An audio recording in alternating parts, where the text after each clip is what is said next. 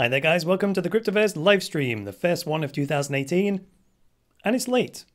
It's late by about 30 minutes. What are you going to do? What are you going to do? I put out an episode of the Cryptoverse today and a livestream. What do you want me to do? Ordinarily there wouldn't be an episode of the Cryptoverse and a livestream. This would normally be the episode, right? Going forward in 2018. However, this morning I had to put out, well, I didn't have to, but I did put out the 2018 channel update video, which I made this morning. So that took up the time that I would normally do, the preparation and so on. So that set back the live stream about 30 minutes. Hey, Chronicus. Crypto Chronicus says, first time he's been on the live stream. There we jolly well go. Looky you.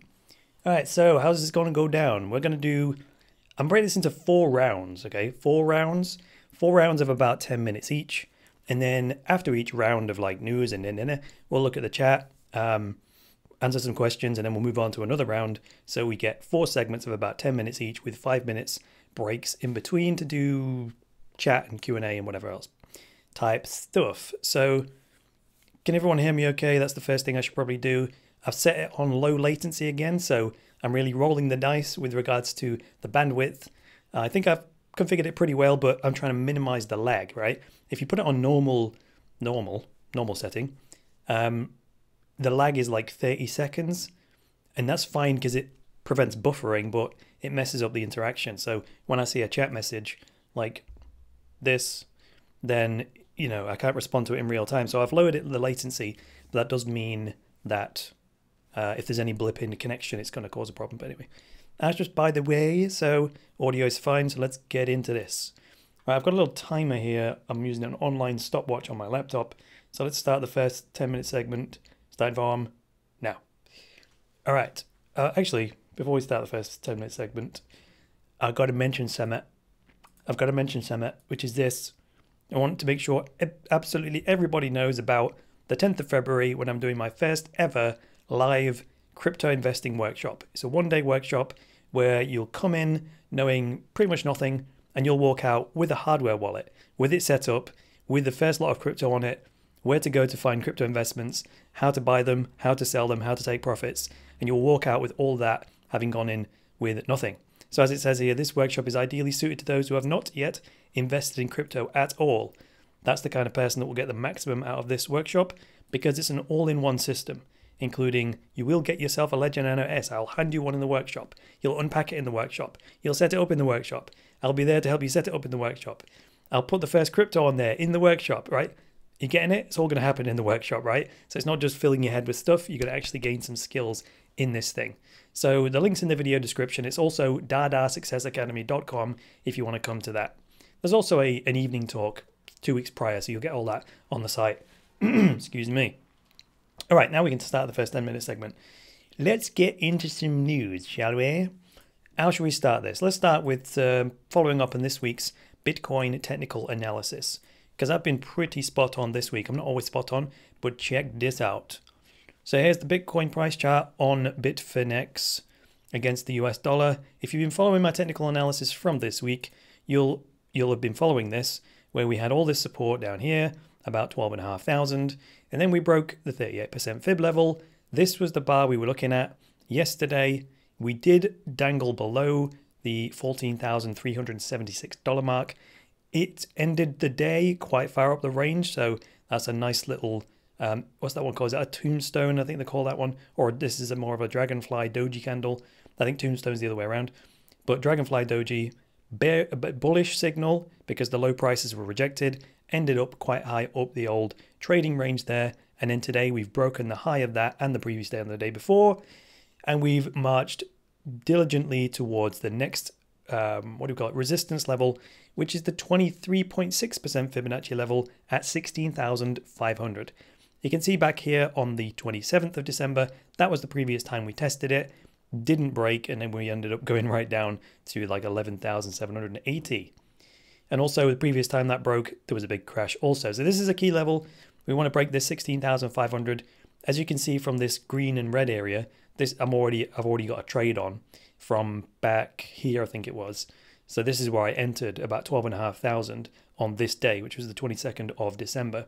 And this red area was the maximum loss I was willing to sustain. And the price almost got to it, right? There was a bit of a gap there, but that's cool. It didn't quite get below my stop area, so then it took off again. And now this green area is the total profit so far. So it's Bitcoin's gone up $3,913, as you can see there, since I entered that trade. And then the profit target, if you like, is way up here at it's like 19,500, I think it is.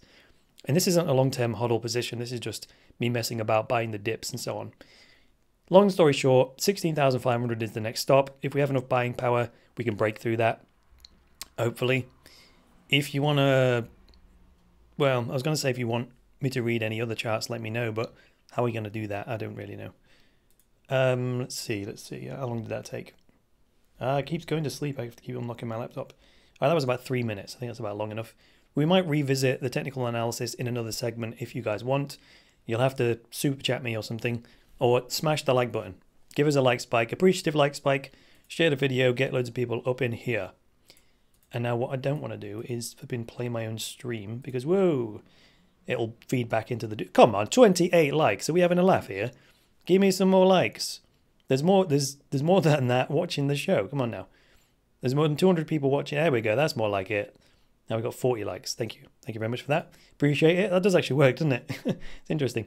So if you want me to do another technical read on something, let me know and we'll do it in segment 2, 3, or 4. But we've got about 6 minutes left in this segment, so let's move on to some news. Did you see this? Let's see. CoinMarketCap. Did you see this? I'm going to talk about Peerplays. Because check this out. Can you believe this? Peerplays is at $17.80. It's recovered from get rid of that advert. It's recovered from an almighty dip it was in for a long time here. Let's do a bit of a zoom so we can get closer up on this. Post ICO, look at this. It was up at, what's this, $23, and then it completely flattened out for most of 2017. I did a couple of streams with Peerplays. I invested heavily in Peerplays. They're just a bit crap on the old PR front. They're not very good at communicating and updates, but now they're really starting to motor. They actually put out a newsletter. They're putting out newsletters every month now, so they're getting a lot better at this. And I think the stuff they've been saying in the newsletters have a lot to do with the price increases, because confidence is starting to return to the Peerplays project, right? So what am I talking about? This is like the most recent update from the PBSA, which is the Peerplays Blockchain Standards Association, and it basically says they've got 7 dApps in the pipeline. A game called 50/50, sweeps dApps. You know, rock paper scissors is already there. The Bookie app, which is going to be a decentralized bookie, what do you call it? Bookkeeper, sports book type thing. That's what I'm talking about. And it's all going to be based on graphene technology, super fast, like BitShares and Steam and EOS. So it'll be able to handle those real-time gameplay situations.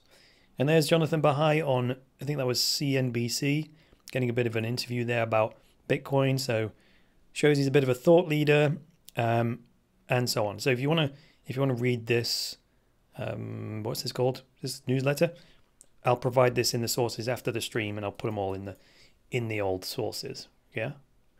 So I think that's why Peerplays is doing this with the old price. The only downside to Peerplays right now is, as you can see, there's only one exchange that supports it. And not only that, I checked this, Livecoin, which is the exchange that supports it, their Peerplays wallet is offline right now. First of all, their node went out of sync, so you couldn't deposit or withdraw any coins. Now it's offline completely, so only the coins inside the exchange are being traded backwards and forwards. No one else can get their coins in or out to participate in this market, right? You know, what are we going to do? You know, that's one exchange supporting it. The wallet's offline, so pretty much no exchange is supported right now. So that big 32% price spike, no one can take any profit from it. So that's pretty much a pain in the bum. And 24-hour volume here, it says $8,000. So there's not a lot of it changing hands anyway. Also because there's a, what do you call it? There's a bottleneck, isn't there? There's an absolute bottleneck in that regard. Right, I'm going to have to start highlighting these so I can make sure I provide the sources. If I give my word on something, I have to follow through on it. So that's that. Or maybe I should pin that so I don't lose it. All right, keeping an eye on the time so we can keep moving here. We've got 3 minutes left in this segment. Let's have a look at another news story. Cobinhood have announced their coin release schedule. Would you believe this? Let's pop this out and I'll put it on the screen if I can get it to turn into a tab. There it is. Yippee, that's the one. So check this out. This came to me by email. Cobinhood, which is the I'll come back a minute, the zero fee exchange. That's what I'm talking about. Zero fees on Cobinhood trades. They only launched recently and now they're starting to roll out support for other tokens. So here we go. They're kicking off 2018 with their first batch of coins. They say estimated the 12th of January. They're going to launch Augur, Basic Attention Token, EOS, Ethos, Golem, Naga Coin, Amiza Go, Quantum, Sentiment, Sophia TX, Stratus Network, and 10x, followed by INS around January the 25th, and Rayblox at some point, they say. And they're underwriting some ICOs as well, which means they're basically going to launch ICOs on the exchange directly. So you won't have all of that trouble with like the Ethereum network grinding to a halt if there's a very large amount of traffic in a short space of time. You can partner with Cobinhood to just issue your token on the exchange and they'll underwrite it and do all their due diligence and also handle the token distribution and the ability to trade it. So kind of cool. It's kind of how we did it with the, with the Kex coin ICO. We issued that token directly on the BitShares exchange because the processing capacity was enormous and also it was all transparent and also they were instantly tradable. So that's cool. Granted, the project didn't really succeed because we didn't raise enough money to hit the minimum cap. However, the principle is still there, right? And Cobinhood are proving that as well. So if you like a bit of zero fee trading, check out the old Cobinhood because they're going to start releasing some more coins on the exchange momentarily, well, within the next 7 days. So I'm going to highlight that so I can make sure I provide you to a link. I don't know if I can provide you with a link to that because that was an email. I'm sure I can. I'll just pin it and I'll work it out later. Alrighty then, so we're almost at the end of segment number 1. So let's hop over to the chat and see what we got. See if we got, no super chats so far. Don't be so mean. Give me some super chats. Ask me some questions.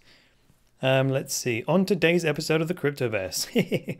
that's the one, right? Right there.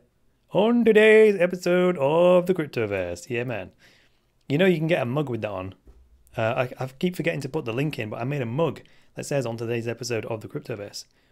What happened to Rayblox, someone says. I don't really know. It was a big old pump, wasn't it? Oh my god. Well, I've got you on slow chat today, folks, just so I can somewhat keep up with it. And also that creates an incentive. If you really, really want to ask a question, then you'll have to do a super chat, right?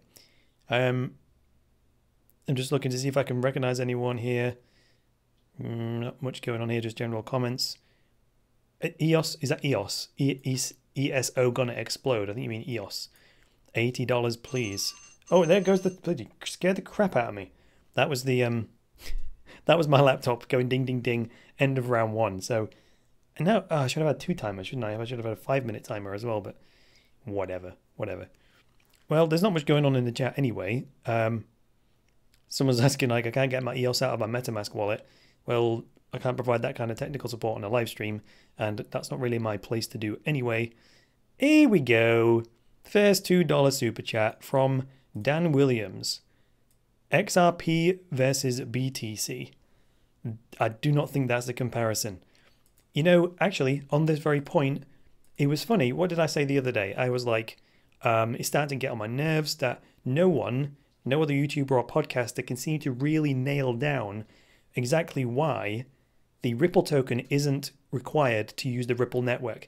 Everyone says that, but no one's actually nailed down the detail of how does that work exactly, right? Excuse me. No sooner as I'd said that than I saw a video by this relatively new channel called Decentralized Thought. Oh my goodness. I'd have to get the burps on the live stream, wouldn't I? Decentralized Thought. Here it is. So check this channel out. Very, very interesting sketch videos. And would you believe it? As of today, this guy, I think he sounds like a Texan or something. Sorry, beg your pardon. I don't know the different accents from the various American states, but he's definitely an American fellow. Put out this video called Is XRP a Scam? And does a fantastic job of explaining exactly the frustration that I had, which is the question of what exactly is the difference between Ripple, right? Ripple the company, Ripple Labs, there's Ripple the network, and then there's XRP, Ripple the token. That's very confusing to people, right?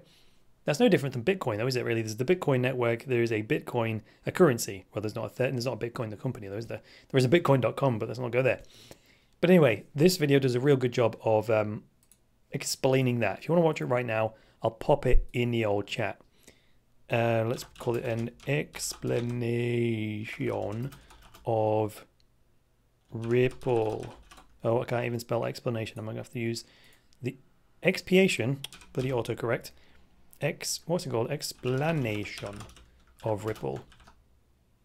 There we go. And it was at Dan Williams.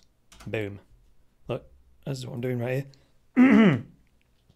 Chris Tian. Thank you, Chris Tian. That's funny. Sounds like a name, doesn't it? Christian has given us a €10 super chat. Oh, dude, thank you very much for that. But you could ask me a question, you know, or did you just want to give us a tip for nothing? Then thank you for that. But you could have got some value. I like to give value back, you know. At least ask a question or something, pick my brains or something. Anyway, right, I think that's about done with the first segment of what do you call it, chats. So let's start another 10-minute segment. Let's turn the volume down on this damn thing so it doesn't scare the bejesus out of me next time. Go. Right, let's get back to the news. Envion will be tradable on HitBTC.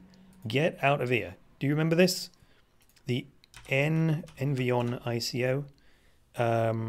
This one. I think I put this in my top ICO picks for December or something. There were two of them. One was QuantStamp, which has gone absolutely mental. I think I'm up like 600% on that since ICO. So that was a good call. It sold out like real quick. And then Envion was also, there was a lot of criticisms of it, but it's there's a lot of hype around it as well, which is, it bodes well if you just want to buy a token and then sell it. There you go, look, tradable on HitBTC. Bada bing, bada boom. Does that mean it's tradable right now? Not quite sure. I got an email from Envion. Let's find it. Where's the email? Where's the email? Where's the email? Oh, there's a message come up here on the site. Time is running out. ENV tokens are limited and in high demand due to our outstanding approach in crypto infrastructure. That doesn't make grammatical sense, but I'll let them off. So let me see if I can pull up this email where they gave me this update. I'm just searching. There it is. ENV to trade on European exchange HitBTC. So if I pop this out, put it as a tab, and then hop over here. So here we go. Let's we get a little bit of a zoom on this. So I received this email less than 24 hours ago. One of the world's largest cryptocurrency exchanges, HitBTC, will trade the EVN tokens after the Envion ICO completes. Oh, there you go. And most of you have done your KYC in January. Yada, yada, yada, yada, yada. They have more than $700 million of trading volume. And investors from many countries that were not able to invest during the ICO should create accounts on HitBTC now and have their Bitcoin ready so they can buy them on the exchange.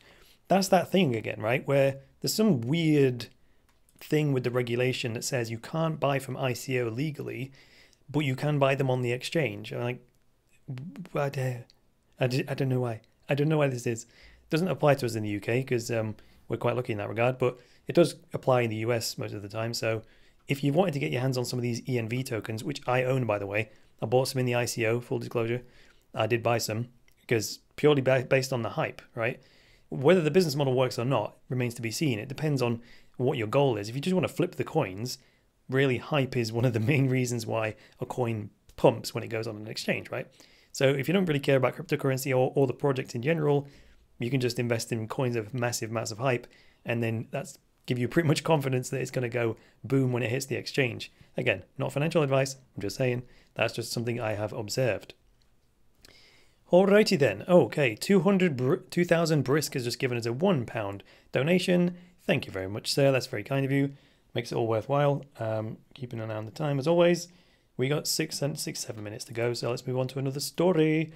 Got to highlight this one. Make sure I post that link in the show notes after the fact.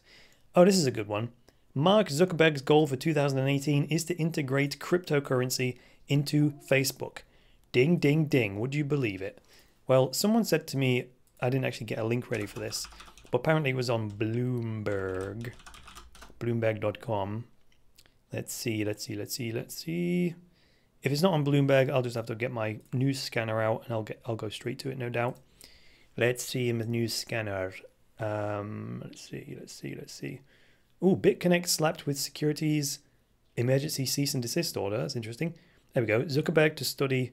What's this on CoinDesk? So let's pop over to CoinDesk. Zuckerberg to study cryptocurrency quest to decentralize Facebook. Really? That's interesting. I'm not sure that the Facebook board of directors or shareholders will be happy about that. We're happy about that in the cryptocurrency space, but I can't imagine they will be. So Facebook CEO announced Thursday he plans to study cryptocurrencies and other decentralized technologies as part of a larger bid to improve the social networking service he co-founded. Aptly in a Facebook post, Zuckerberg outlined what he called personal challenges for the year ahead. All right then, is that true? There we go. This is the one. So here he says, every year I make a personal challenge, such as like visiting every US state or running 365 miles, built an AI for his home, read 25 books in a year, learned Mandarin, blah, blah, blah, right?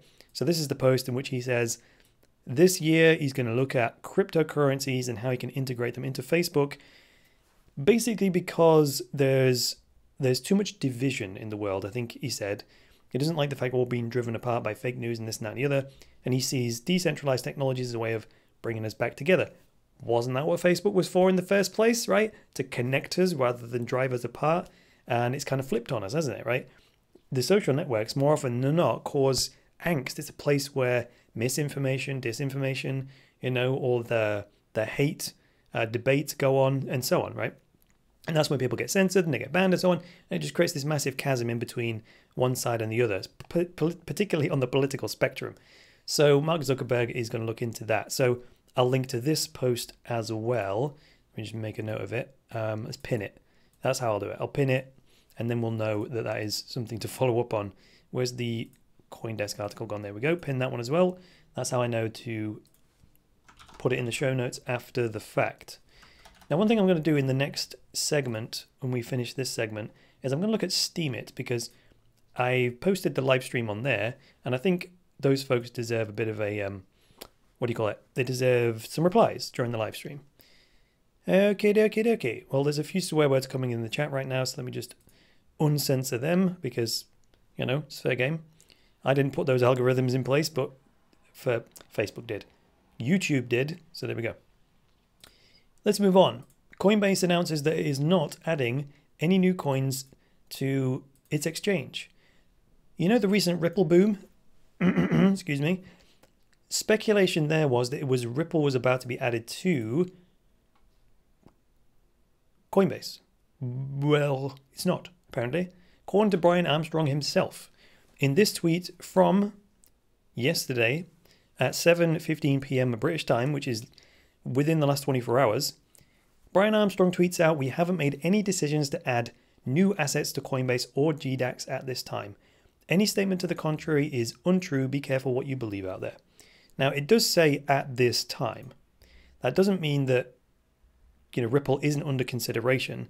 It's just saying that there is no immediate plans to launch support for Ripple or any coin at this time. I had some people saying I don't think they would just randomly launch another coin, because they got into so much pain when they announced Bitcoin Cash and launched it kind of really haphazardly without a lot of preparation, right? So I don't think they would make that mistake again, because that was a PR disaster, and they're probably still roiling from that. In fact, I've just noticed this. Good old Jameson Lop, the lobster himself, down here, in response to Brian Armstrong's tweet, he says, "Will we get more than a few hours notice before you list the next new asset?" That's sarcasm, obviously, referring directly to the instantly announced and launched Bitcoin Cash support on GDAX, which went bonkers. And for a minute there, Bitcoin Cash traded for $9,500. Remember? I did the live stream, didn't I? When it was due to reopen. And we kind of streamed that live. So most people were expecting Ripple to launch. No, not happening, according to Brian Armstrong himself. So I'll make a link to that tweet in the show notes as well. I'm kind of keeping an ear out for this timer because it's, even though I've turned the volume down, I don't want to scare the crap out of me again. Okay, we've got a minute and a half left to see if we can get another one in here. Let's see. Probably, no, that's probably not long enough. What we'll do instead is what should we do instead? Let's have a sponsor, shall we? You know I use this, Roboform, the world's #1 password manager. Well, is it the #1? They used to say that about themselves, not anymore. This I actually use myself. It's right there in my Google Chrome plugin. This is not only the best password manager that I've ever seen in my life, link in the video description. It's not just the best password manager I've ever used, it's one of the best pieces of software I've ever used, period.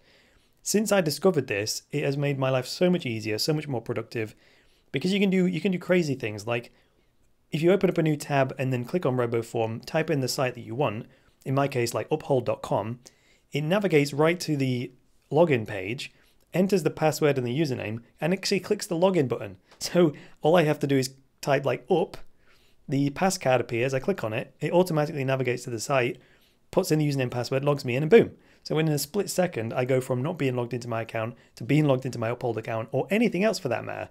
So I am a big advocate of this. I've been a champion of this for a good year, I would say. And many people who I've referred to Roboform have been absolutely delighted with it. So click the link in the video description. I will get a kickback if you sign up under my link. There is a free version, but the limit is that you'll only get to use 10 passwords saved in there. That gives you a chance to try it out, see if it is as good as I say it is. And then if you love it, you can upgrade to one of the paid plans. I think I paid something like $20 a year or something stupid.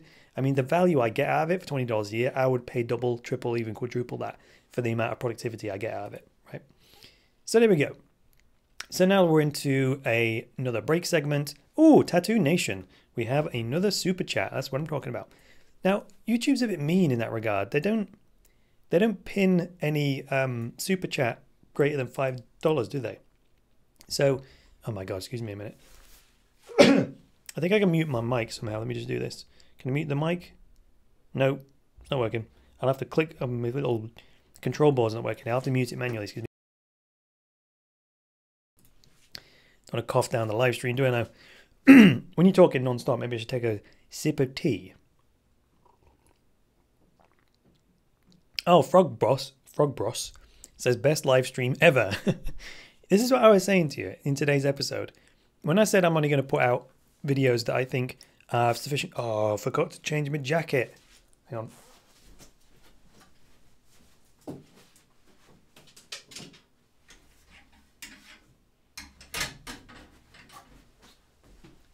Can't believe that. It was grey. I thought it was my grey jacket. I can't believe you can see why I missed that, can't you? Because I probably thought it was the same one. So the software knows all your passwords, yes, but it's encrypted on your local machine before being uploaded to the cloud. The cloud. It's just like any password manager. Roboform don't have access to your passwords, right? They're just basically providing storage for an encrypted file, just like blockchain.info or any of the others like that. Crypto Army was there, yes, beatboxing for one of the live streams. Actually, that was the one. That was the one where GDAX relaunched Bitcoin Cash support, wasn't it? So kind of cool. Let's see what else we've got here. Why am I looking at that? Oh yes, 326 people watching, only 127 likes though. Come on, anyone who hasn't liked the video, please hit the like button. Give us a like spike. Let's get some visibility for this. The YouTube recording time is just always way off. I'll have to go by my own thing here. So, okay, so we've done segment 2. We've done break number 2. Not that much going on in the chat, really. Thanks for the tips. Who was the last person to give a tip? Tattoo Nation. Thank you very much. Ooh, look at this angry person with all of the sad faces. It's been censored, but what does the badge mean on the blazer? Illuminati. So let's get back to the show. Let's go for some more news, shall we? Let's restart the timer.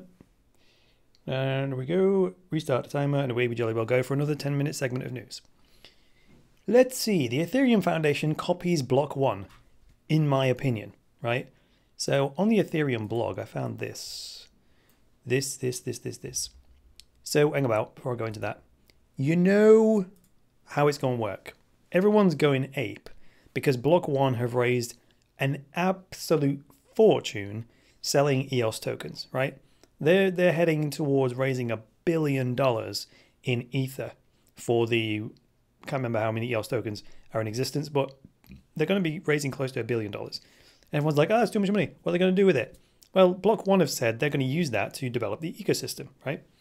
Which may mean they will fund third-party dApps that are being developed. They might buy stakes in those dApps. They might provide bounties or, bursaries or sponsorship or whatever to help build apps to go on EOS, right? Excuse me. Now, so I knew that already. And then the Ethereum Foundation comes out and says they're pretty much going to do the same thing, which is to sponsor, there we go, developer subsidy programs. So they're going to help up-and-coming startup apps and dApps building on Ethereum to, here it is, that's a sharding client subsidy program. And it's in here somewhere. I'm trying to read it on the go, but trust me, that is what they're up to. And it just seemed to me like they were copying the idea from Block 1. Now, I'm not saying that's bad, not at all. If it's a good idea, then other people will copy it, right? But I'm just saying, it's not an original idea.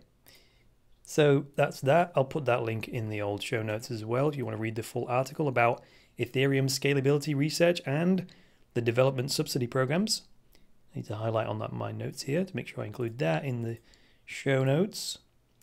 Next one, Chinese are squeezing miners on their energy costs. Can you believe this? You probably can. So here's a little Chinese website.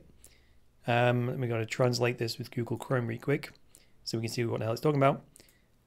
So translated, it says exclusive central bank to confirm deadline Bitcoin mining news. Is it not true then? Right. So on the 3rd, what's this say? Observers say on the 3rd of November, the central bank did not hold an internal meeting. And hang about, this is a different link than what I saw last time. Hang about. Oh. Well, that's an epic fail. Oh my goodness me. What's going on here? Okay. Well, maybe we'll have to skip that story because that link clearly is not the one that I thought it was. Moving swiftly on, there is something about that. The Chinese government reducing the subsidies for electricity. So that's going to cause an energy squeeze on the cost of electricity for miners.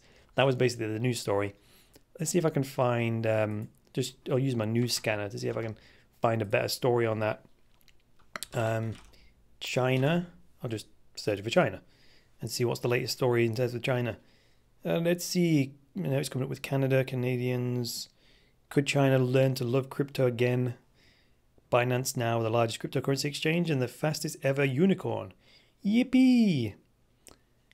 The BCC found a positive that the PBoC will remove China's exchange ban. Okay. There we go. PBoC quashes Bitcoin mining ban rumor in China. This is from the CoinDesk. I want to just pick this out of my news scanner. So when was this published? Today yesterday at 5 p.m. So the People's Bank of China has put to rest a rumor that it would order a domestic shutdown of Bitcoin mining activities according to local media outlets. Okay, so there we go. A report published on the 4th of January by the Chinese business publication Caixin said China's central bank did not host any meetings to discuss a policy requiring the closure of Bitcoin mining operations in the country by a certain deadline. The meeting had supposedly taken place on the 3rd of January. Boom. I think that's all we need to know. Not true, right? There we go. So that's not true. So that sorts that out. The subsidy thing may still be true. I'll have to be better prepared on that next time and give an update. But in terms of the China banning Bitcoin mining thing, turns out not true, according to the People's Bank of China. So there we go. I think, who was saying this? I think it was Omar Bam said this with regards to China's like, yeah, we don't like new innovations and changes until they can get control of it. And then they're like, oh, okay, maybe it's acceptable. Maybe we can get some tax revenue, maybe we can get a cut from it, then all of a sudden, they are friendly to it. You know what I'm saying? All right, next one. Chris Larsen of Ripple is now technically the richest man in the world. because of the price of Ripple and how many Ripple tokens owned. So we can do a few calculations on this, but here's George Kickvatz, who is someone I look at on Twitter sometimes, obviously not following him, it says right there. But it says, breaking, at Ripple's implied market value of $320 billion, Chris Larsen, with his 30% stake, has become the world's richest person, bypassing Bill Gates and Warren Buffett. And then it's at CNBC, at Business, at Forbes, congrats, Chris. And if centralized Ripple is worth $320 billion, then decentralized Bitcoin is definitely going to be worth trillions.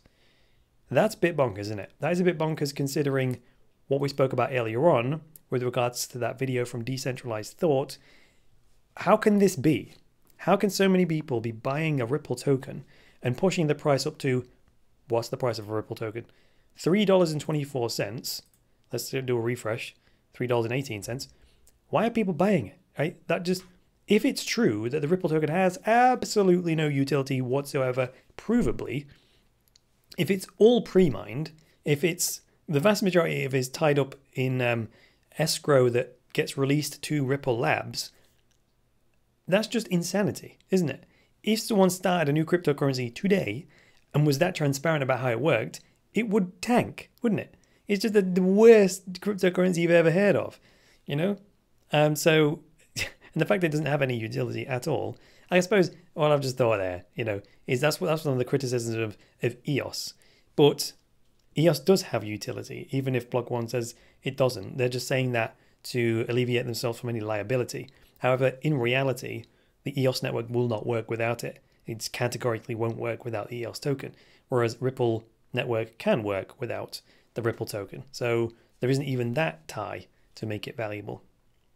Absolutely insane. Well, good for Chris Larsen, right?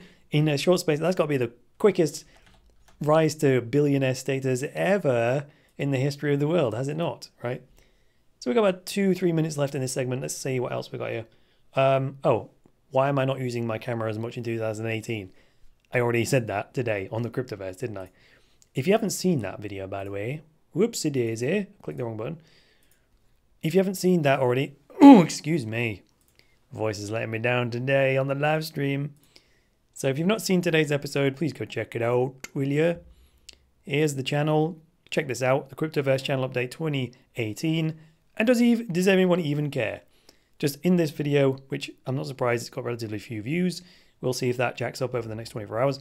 But basically, I'm going to be using my camera less in the 2018 series of Cryptoverse videos. We will be doing this live stream once a week where you can see my face.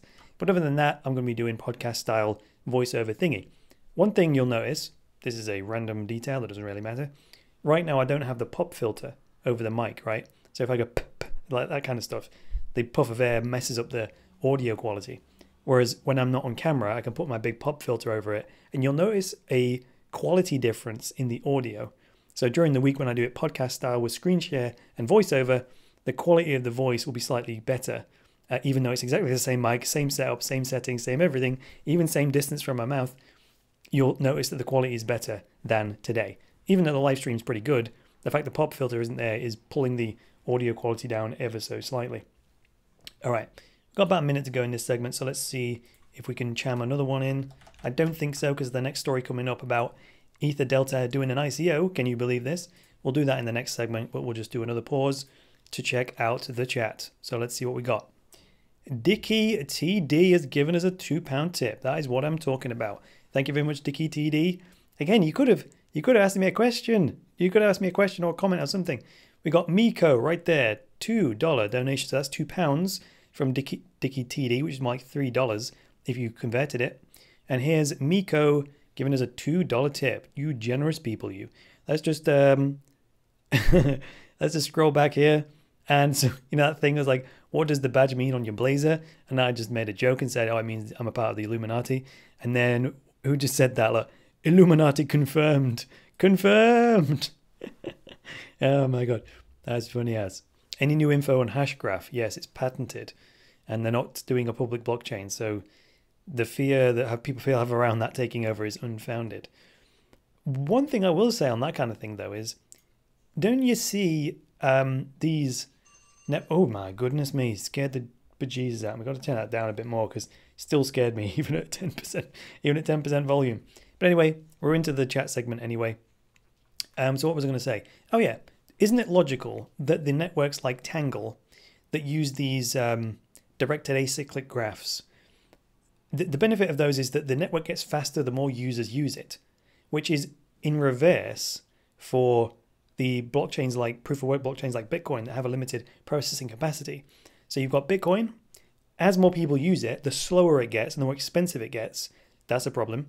Whereas things like Hashgraph and Tangle in particular, the more people use it, the faster and the cheaper it gets. So on that principle alone, that's huge, isn't it? Never mind anything else. That one founding principle alone is a fundamental design difference that puts things like Tangle in a whole different league, doesn't it?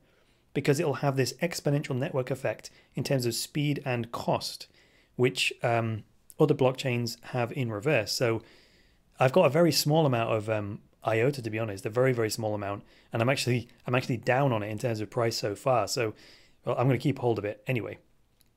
Let's see what else we've got here. Let's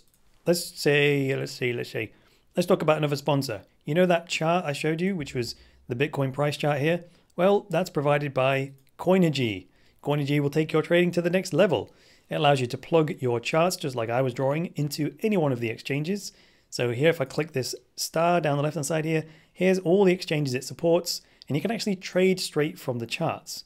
So if I click on Bittrex here and look at, say, Decred against Bitcoin, pop out the thing on the right-hand side here, this is actually connected to my Bittrex account. You can see my Bittrex account has 0.1 Bitcoin in it, and I could spend like 0.05 Bitcoin on a trade right here, and that would buy me some Decred on the Bittrex exchange, and I'd do it all from Coinigy without actually leaving here at all. So then it will draw everything on the chart. You can trade from the charts, buy and sell, set your stop losses. You can even drag this up and down and say, I want to go in at this price or this price or this price, and it changes it in real time down the right-hand side here. And this is actually managing my Bittrex account for me. So if you want to sign up for a free trial of Coinigy, click the link in the video description. It's the only charting tool that I personally use, and I do all my technical analysis with it for the Cryptoverse. So check out the link in the video description to Coinigy, and that'll help out the show as well. All right then. So another quick check of the chat before we move on. There's just a lot of garbage being put there. Oh, we've got another super chat. Margin trade Bitcoin 2x or BitConnect? Is that a question? So Jake from, is that $2 Australian? Yippee. Margin trade Bitcoin 2x or BitConnect? When you say Bitcoin 2x, do you mean like Segwit 2x? I don't actually margin trade at all, to be honest. I don't think that's necessary until we get more stability in the prices. I mean, like that trade I showed you on Bitcoin when I bought the dip, that's already up like 20% without any leverage whatsoever. Now you could say that, well, just leverage it and you get 10 times the money, whereas we don't need to right now, right? So, or BitConnect, well, there was that story I just saw in my news scanner here. It's one of the most popular stories of the day. It comes from Bitcoin News. So if you're interested, I've stayed clear of BitConnect because all I seem to hear about it is this, like scam, blah, blah, blah, blah, blah.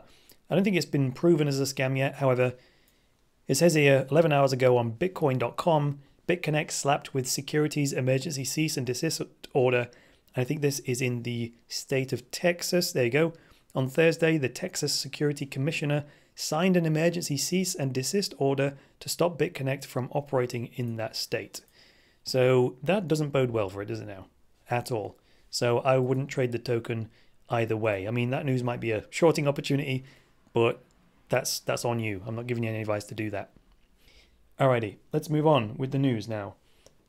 Start another 10-minute segment. This is segment number 3, I believe. 3 or 4, or in what are they? No, this will be the last segment. This will be the last segment. We've already been streaming for 50 minutes. We've covered a lot of ground, so let's see how much more of this we can knock out. These are all the news stories that I put in my news pool, as I call it, and I just can't, and I'll put out one video a day, right? I just can't get enough stuff in those videos. So the live stream is going to be like a mop-up session where we do this rapid-fire news catch-up of anything that I've missed. This is something I noticed. I was on EtherDelta earlier this week, I think it was. When did I put this? Yeah, 3rd of January, I put this in my news pool, which is only 2 days ago on Wednesday. So I was on EtherDelta and we can probably do that. Can we do it? Probably. I just need to unlock my MetaMask. Give me 2 seconds here while I do this, because I can show you how I discovered this. If you've been on MetaMask recently, you probably already know about this because it's linked right from the header of the EtherDelta website. So EtherDelta.com. So here it is. EtherDelta is just doing the old Cloudflare scan. And right there at the top, it says, click to join our crowd sale. Bosh. So when you go through here, EtherDelta, the decentralized exchange on Ethereum, is doing what they call a token generation event. Oh, it says it ends in so-and-so. So is it live now then? Yes, it looks like it is. Looks like you can buy the token right now. Get off. I don't want to register. Leave me alone. Right, so that's that. Hard cap of 350 million EDT. What's that? EtherDelta token, I suppose. What I wasn't able to work out from this, though, is what's the token for? Yeah, they espouse the benefits of EtherDelta, like high number of coins, trust, low credit required, no ID, they're impartial, decentralized and secure, and so on.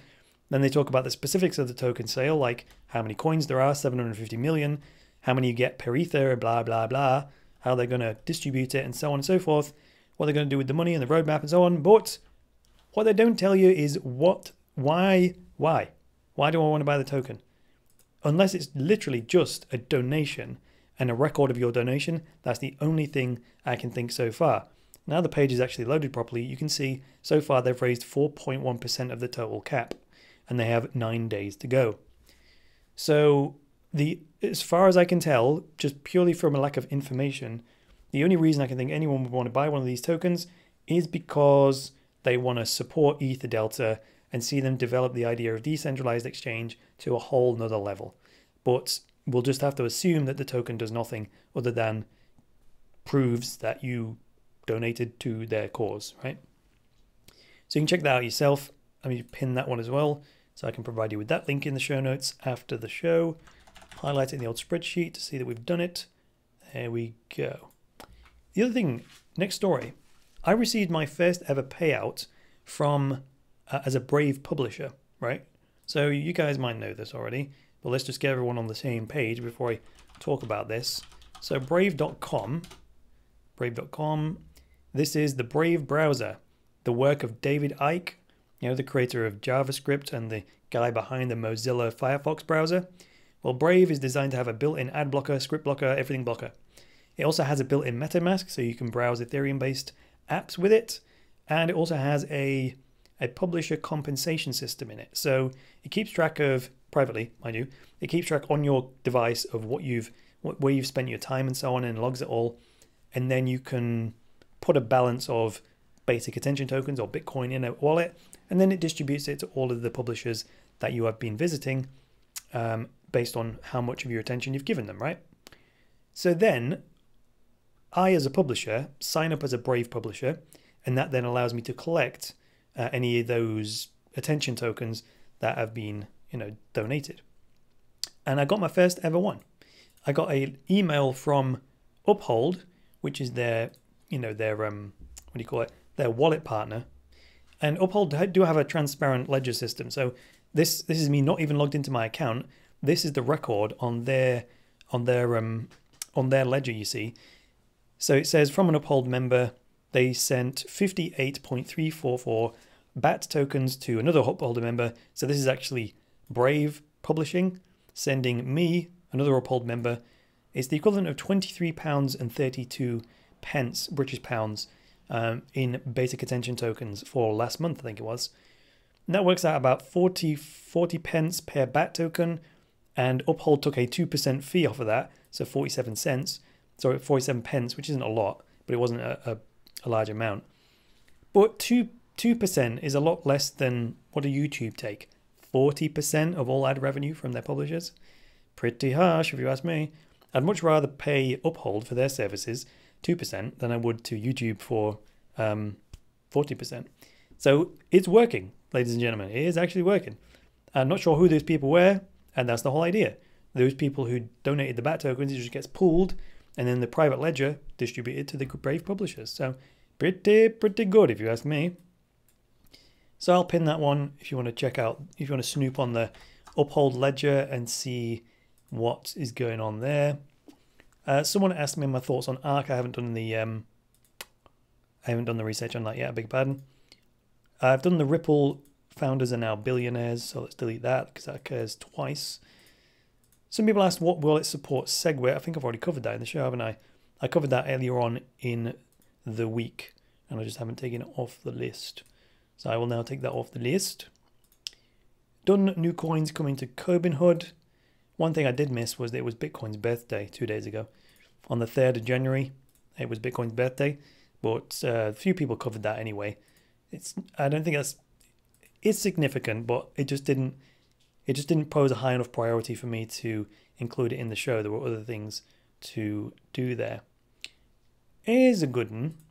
How much does Bitcoin contribute to climate change? This is a big topic, right?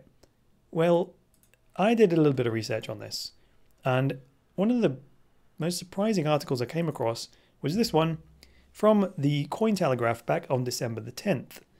This article basically claims that Bitcoin has less of an environmental impact than fiat currencies. And you think, well, what on earth does that mean? Well, there is a lot of energy consumed to print money, physical money, because it's hard. It's hard to create paper money, right? They're not just pieces of paper. The manufacturing process is quite complicated, and there's lots of different materials to make it difficult to forge, right? So this article says, it says here, the risks of environmental impact because of Bitcoin mining have been widely touted, but a recent report from Bloomberg, this is, indicates that the actual damage from Bitcoin mining may well be far less than that associated with fiat currencies and other industries. So gold mining, for example, burns a staggering 132 terawatt hours per year. And the report indicates that annual consumption of power from Bitcoin mining is 8.27 terawatt hours per year, which is more than the nations of Ireland and other small nations. I'm not sure that's a good comparison though, right? Because the gold market's massive in terms of its market cap by comparison. What happens when Bitcoin is the same size as the gold market?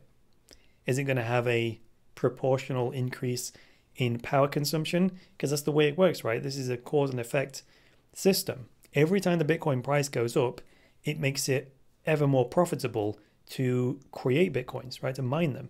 So every time the price goes up to 20, 30, 40, 50,000, that's profitable. So more people rush in to mine, and it doesn't make the network any better.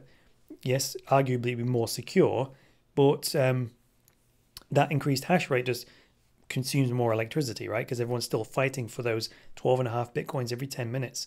Doesn't speed up the transactions, doesn't, clear the backlog any quicker, because that's that 3 or 4 transactions per second is the limit of the protocol itself, right? More mining power doesn't mean faster transactions.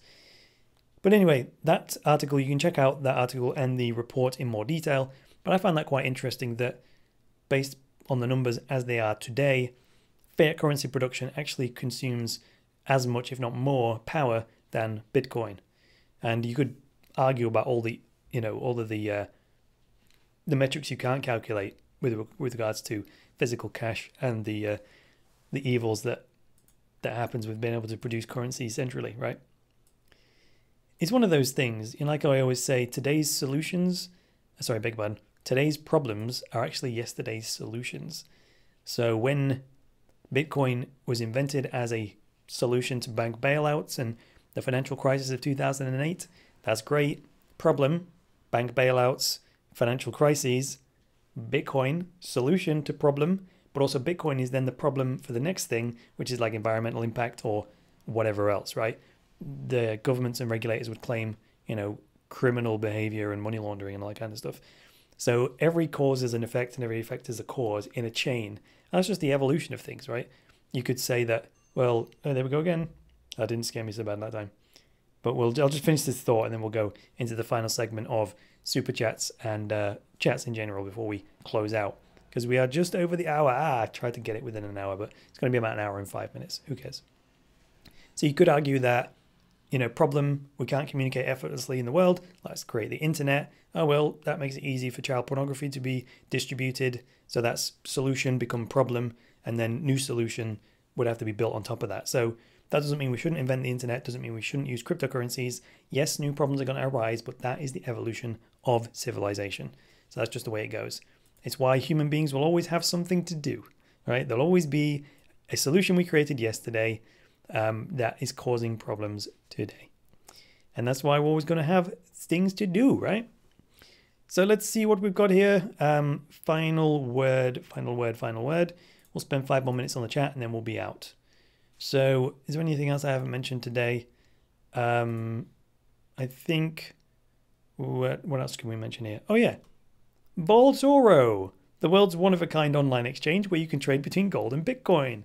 I mentioned this on the show this morning. I've been using this for the years as well. You can say when Bitcoin's at an all-time high, if you're frightened the price is going to dive and you don't want to turn it back into fiat currencies, well, you can transfer your Bitcoin to Vaultoro and then turn it into gold, and then they'll hold it for you. It's vaulted gold, Vaultoro. I think oro is the Latin word for gold. So great thing about Vaultoro is they're very transparent, fully insured. They have this Glassbox protocol, so you can audit their gold reserves whenever you want, and they have a third-party auditing facility to do that. They also use some Swiss vault or other, which you can all find out about in their transparency section, which they have an entire section devoted to this. So there it is. This is the Glassbox protocol, talking about transparency. They developed this, so you can check all into that and see if they have as much Bitcoin and as much gold as they claim to have. Again, I've been using this for a couple of years. I know Josh Shigella, who is the CEO, good guy. He's got the same ethos in terms of us lot, wanting to free up the world of money from centralized control, and his heart's in the right place with that, in that regard. So that's why I support Vaultoro. So again, link in the video description if you want to sign up for a free Vaultoro account and have a snoop around. And you can, if you want to see inside my Vaultoro account, check out today's episode because I did give a sneak peek inside that. All right, we'll have one more look at the chat before we hold out today. Let's see what we've got. Any more super chats? Let's have one more smashing of the like button before we go out here, so that when people watch the recording, they can see that this was a jolly good live stream. 177 likes on the video. That's a good start, and hopefully we'll get a few more on the recording.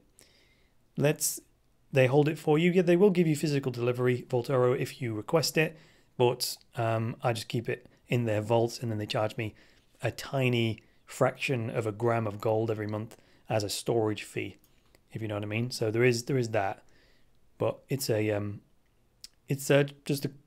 gold's expensive to secure, right? So it's far cheaper for them to vault it than me. The only downside is that you used to be able to have an anonymous account, but now you have to verify yourself, so that's a little down thing. Jimsy says, Chris, we need your top 5 crypto coins to watch in 2018. Maybe I'll do that as a video idea. I'll make a note of that. I'll put that in my news pool. There we go. So my top 10 coins for 2018. The trouble with that is that you can only really do coins that exist today. Guaranteed, right? As we go through the year, new coins are going to be launched that you go, we should have mentioned that one. But you can't know what's coming next, can you? I guess I'll have to do it based on right now and then maybe update it. Oh, there goes the belly. Oh my goodness me. I did get some snacks, but I didn't eat them on the stream. I figured I would, but my gums haven't stopped slapping for more than 2 minutes, have they? So couldn't do that. Right. Anyone else here? Oh, Alex Pintado. Which privacy coins are you most optimistic about? Monero, for sure. Monero is actually, I probably got the most, I beg your pardon, not strictly true. If you would class Dash as a privacy coin, that would be the coin that I hold the most of in terms of the privacy sector. And then the second privacy coin I hold the most of is Monero. They've just got a way about them. You know, if you study the communities in particular, you kind of get a feel of the attitude of the whole community and the energy and the ethos that surrounds those coins. And to me, Monero matches my philosophy, way of seeing things, way of being, and so on. So that's really the beautiful thing about cryptocurrencies, is you can find the coins that are a match for who you are, basically. Not to get too cheesy about it, but that's basically the way I get down. So if I don't believe in the ethos of a coin, I won't hold it for that reason. So I'm most optimistic about Monero. What's the biggest problem with Monero is like bloat, I suppose. They have to keep all the UTXOs because it's so private, you don't know if they're spent or unspent. So I'm sure they'll solve that in time. That's way beyond my pay grade in terms of technical understanding or how to solve that, but I do understand that is a problem and why it's a problem based on the way that Monero works. So that's Alex Pintado that asks that question. So very optimistic about that. I have a good knowledge gap in that regard, so there are some other privacy coins that I don't know enough about to really include in my optimism, if you know what I mean. So I'll have to give you the answer to that based on what I know right now. Yeah. So thanks very much for that $2 donation.